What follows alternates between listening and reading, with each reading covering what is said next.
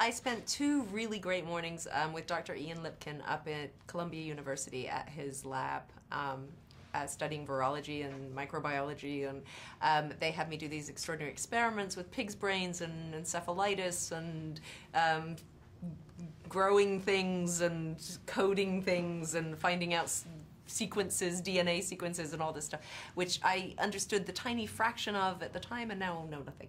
But that was really amazing. And then Ian was also around when we were filming, so I actually didn't come up with anything I said. They very much gave it to me, and it's all absolutely what would be said in the situations that character was in if she was dealing with that information. So.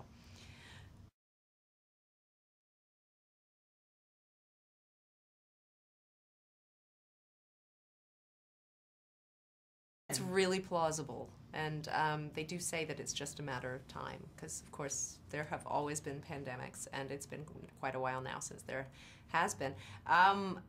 It made me more fearful. No, I actually have more, I have so much faith in the science behind it all and in the people who are out there now. So I feel pretty safe. I worry about our farming methods and things like that I think make all of this more likely, and the use of antibiotics in factory farming and all that. I think that scares me. But no, the scientists I have faith in, and I wash my hands more often now.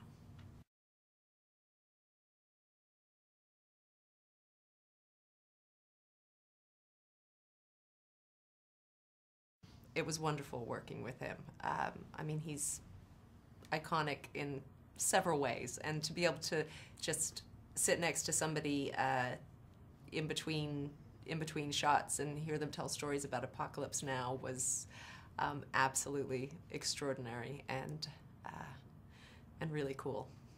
And he's wonderful, and he's a gentleman, and a very unaffected one.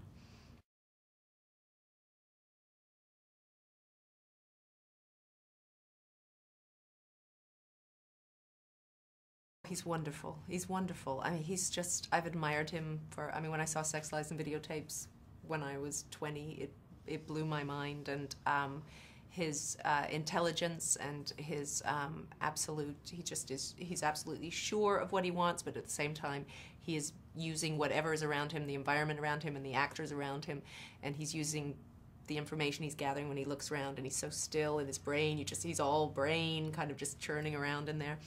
And he just does everything with the minimum. I mean, everything's sort of minimalist, but everything's this minimum of fuss. He just absolutely, just like a shark, kind of moves through and just tells the story. And he was there on a wheelchair. There's a shot where my character's walking to see somebody in a hospital, and he was there with the camera crouched on top of a wheelchair, you know, and there's no show about it. Like sometimes you might work with somebody who would kind of, for him it's just, that's the most practical way. It's more practical than using a dolly. You just get on the wheelchair, it's here, and there we go.